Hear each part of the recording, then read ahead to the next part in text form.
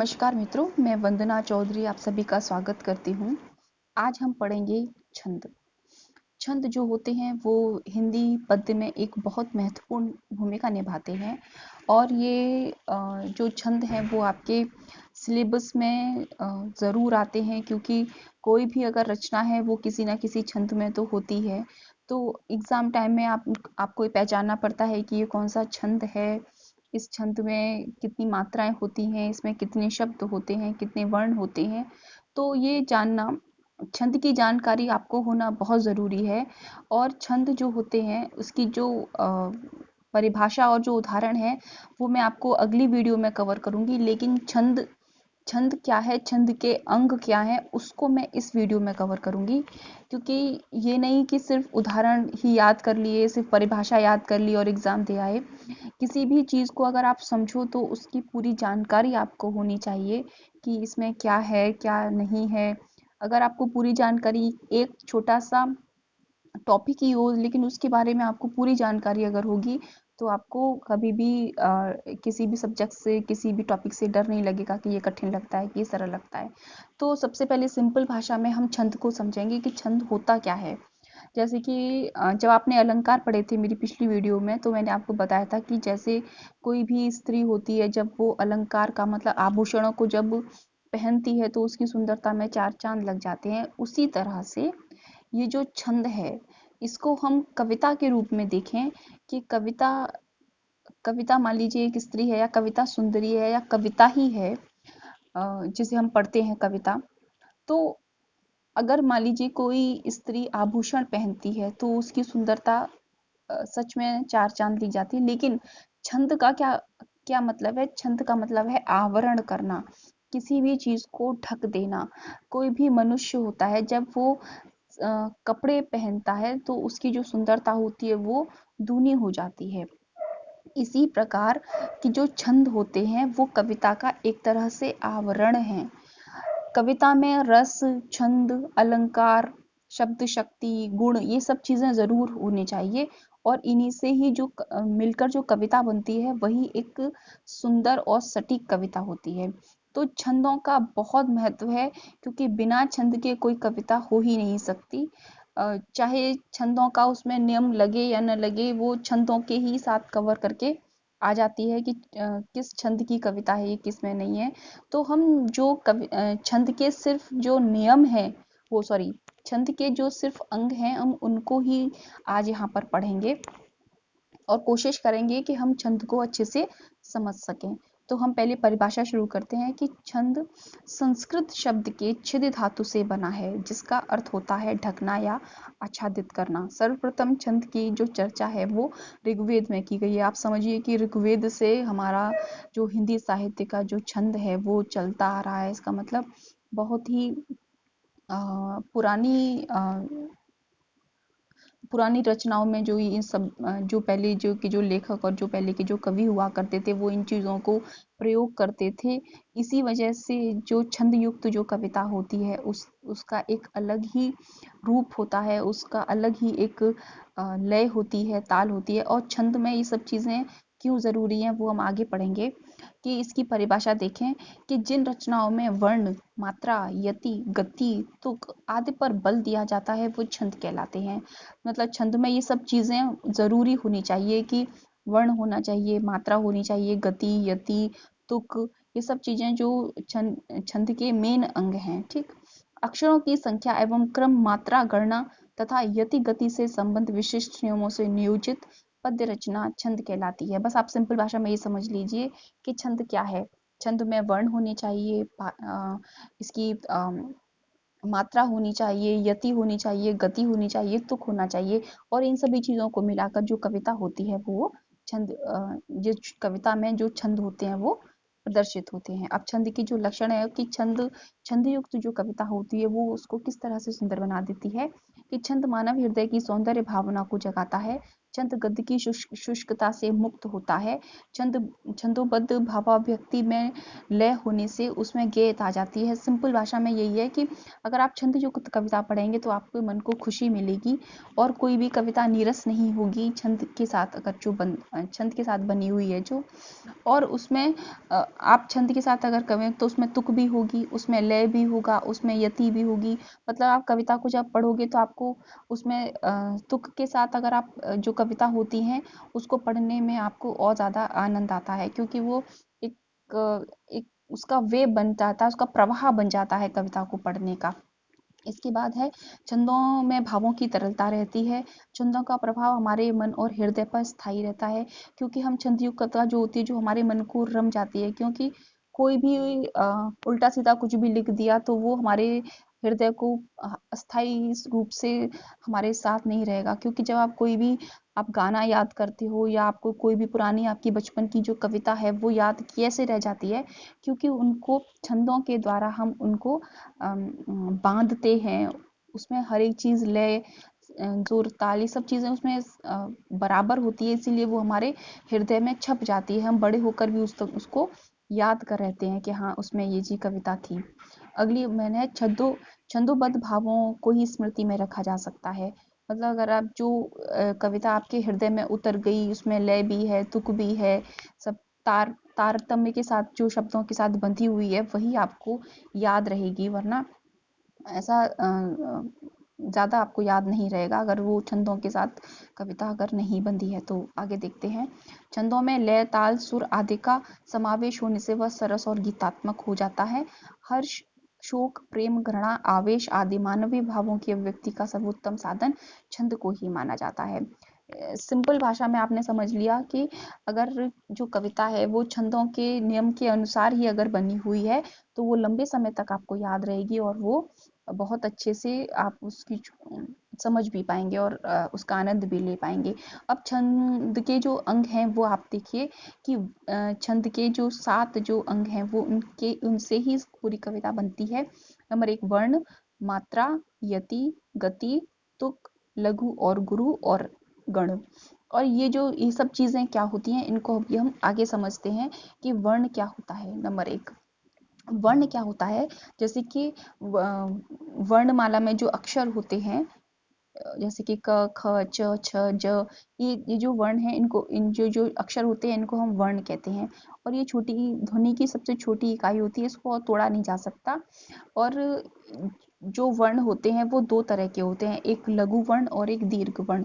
लघु जो वर्ण होते हैं उसको हम ह्रस्व वर्ण कहते हैं। ह्रस्व वर्ण का मतलब ये होता है कि जब आप किसी भी कविता में कोई शब्द आया, मान लीजिए कि कहत आया, कहत, तो इसमें क, ह, त, इनको बोलने में आपको कम समय लग रहा है, ठीक, क्योंकि ये सिंगल सिंगल है, मतलब इसमें कोई भी मात्रा नहीं है। और जिस वर्ण के साथ अगर मात्रा जुड़ जाती है तो वो दीर्घ वर्ण कहलाता है। अब जैसे मैंने कहा कि कहत, कहत में कहत, ये तीनों एक ही वर्ण वर्ण है इसमें तीनों, और इसमें एक भी मात्रा नहीं लग रही है, आपको बहुत जल्दी से बोल देते हो कहत। लेकिन ये हो गया ह्रस्व वर्ण। लेकिन दीर्घ वर्ण क्या होगा, अगर मैं बोलूं कि कहता, तो उसमें कह तो दो तो हो गई ह्रस्व वर्ण, लेकिन जो ता है उसमें क्या लग गई, आ की मात्रा लग गई। या किसी भी वर्ण में किसी भी कोई भी मात्रा लग जाए, बड़ी मात्रा लग जाए, या तो आ की मात्रा लग जाए, या ई की, या ए की, या ओ की, या ऊ की, मतलब किसी भी साधारण अक्षर में या वर्ण में कोई भी अगर मात्रा लग जाती है तो वो दीर्घ वर्ण हो जाता है। और अगर सिंगल जो वर्ण होगा वो ह्रस्व वर्ण होगा। और इन दोनों की जो मात्राएं होती हैं, ह्रस्व वर्ण की मात्रा होती है वो सिंगल ए एक वन को डिफाइन करती है, जिसकी मात्रा एक ही होती है। और जो दीर्घ वर्ण जो होते हैं उनकी मात्रा को हम एस से डिफाइन करते हैं, जिसमें एस बना होता है, इसका मतलब होता है कि उसमें दो मात्राएं हैं, ठीक।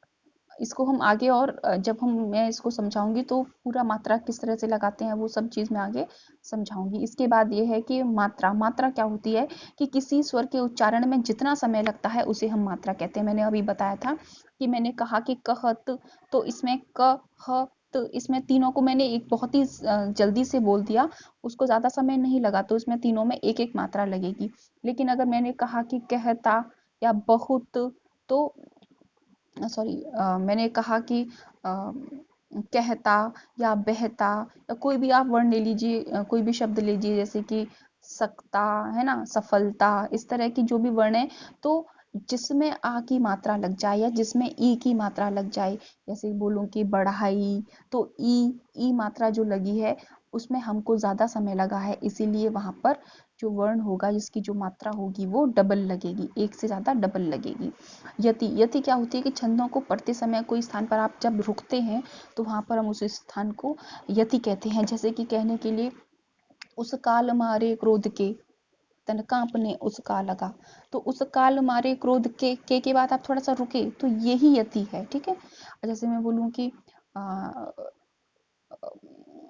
कबीरा खड़ा बाजार में मांगे सबकी खैर, तो कबीरा कबीरा खड़ा बाजार में, मैं के बाद जो थोड़ा सा हम रुके, यही यति है।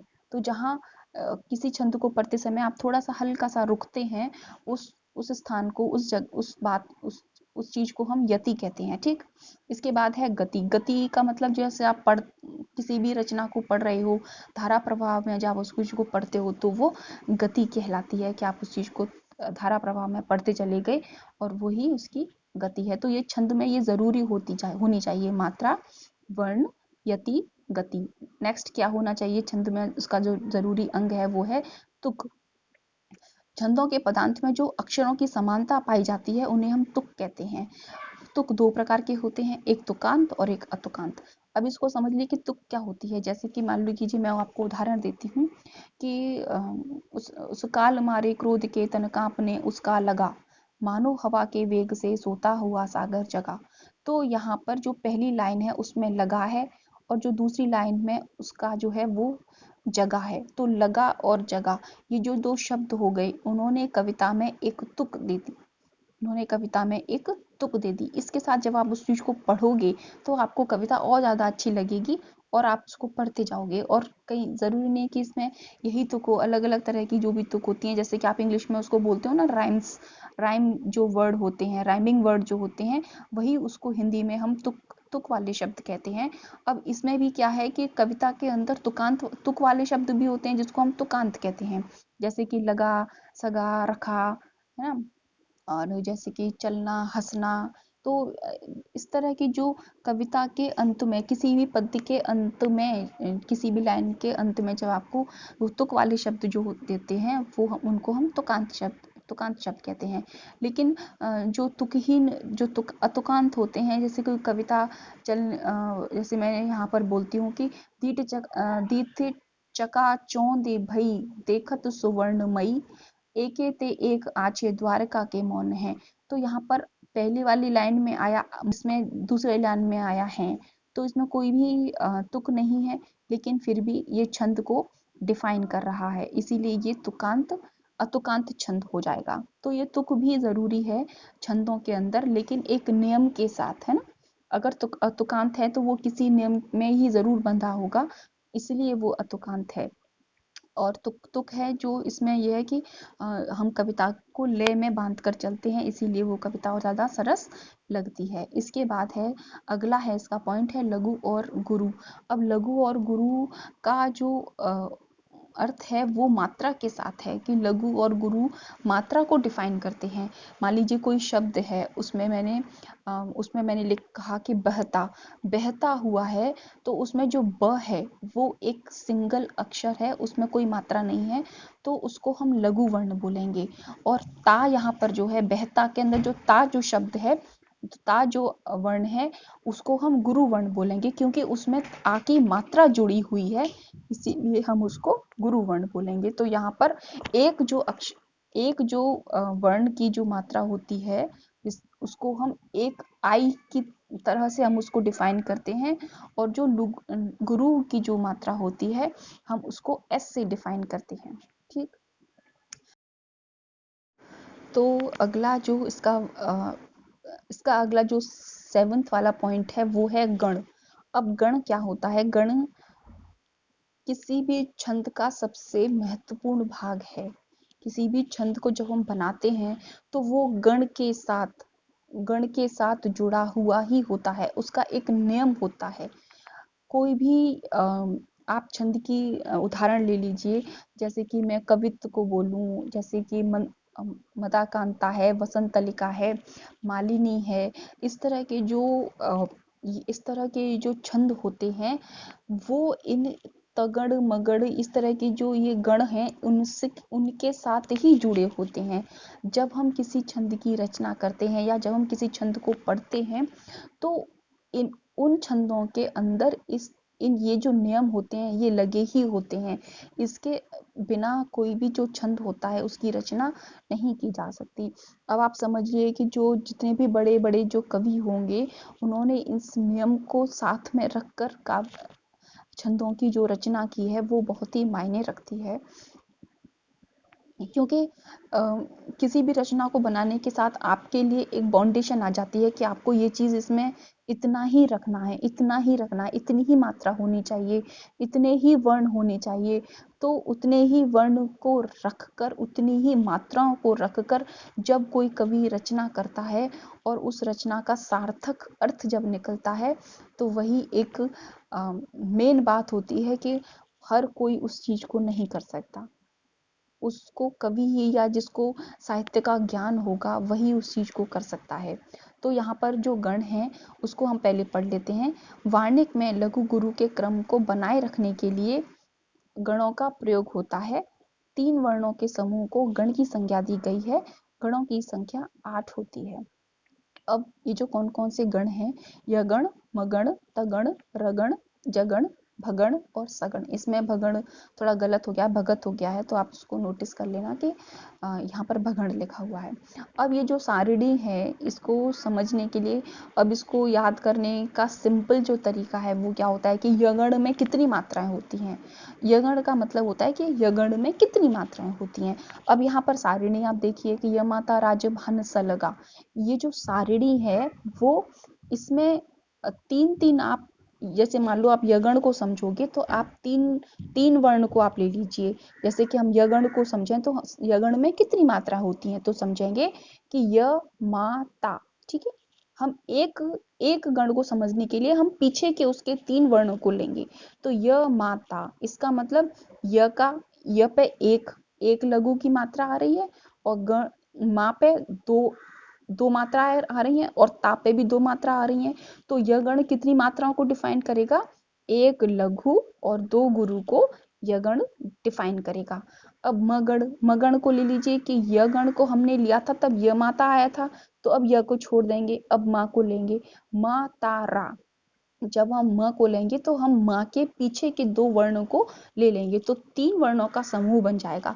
तो मा ता रा। ठीक है, अब माँ में कितनी मात्रा है, 2, क्योंकि आ की मात्रा लगी हुई है।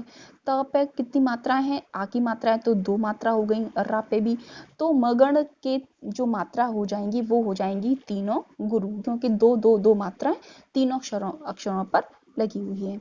अगला है हम लेंगे तगड़। अब तगड़ को कैसे लेंगे, य और मा तो हट गए, अब त आ गया तो ताराज। ताराज, तो तगड़ में कितने अक्षर हो गए, कितने वर्ण हो गए, ता रा और ज। तो ता पर कितनी मात्रा हो गई, 2, रा पर मात्रा हो गई 2 और ज पे मात्रा हो गई 1। इसका मतलब 2 मात्राएं गुरु की और 1 मात्रा लघु की।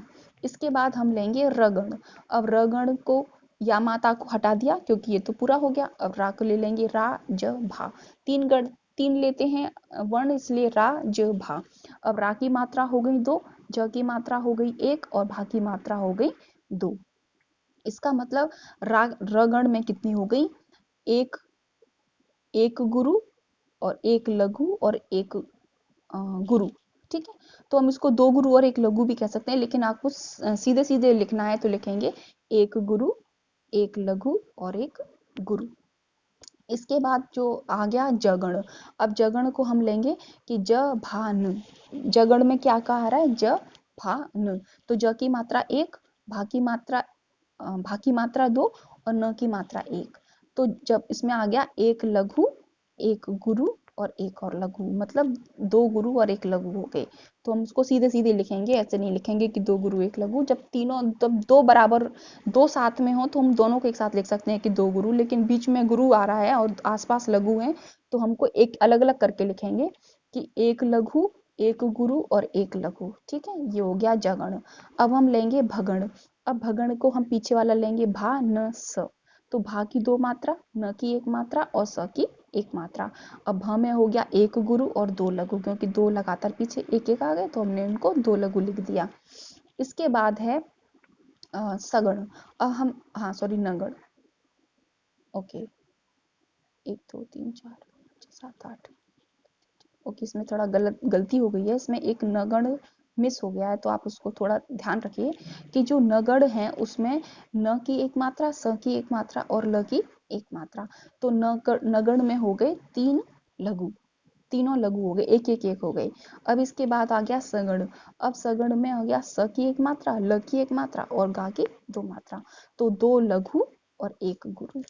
अब इस चीज को बस आप ये समझ लीजिए कि जब हम किसी भी छंद की रचना या छंद को जब हम पढ़ते हैं तो उसके जो छंद लिखा जाता है तो वो इन्हीं नियमों के अनुसार लिखा जाता है कि इस छंद के अंदर बीच में जगण आना जरूरी है, उसके अंत में तगण आना जरूरी है, इसमें तीनों मतलब नगण पीछे आना बहुत जरूरी है।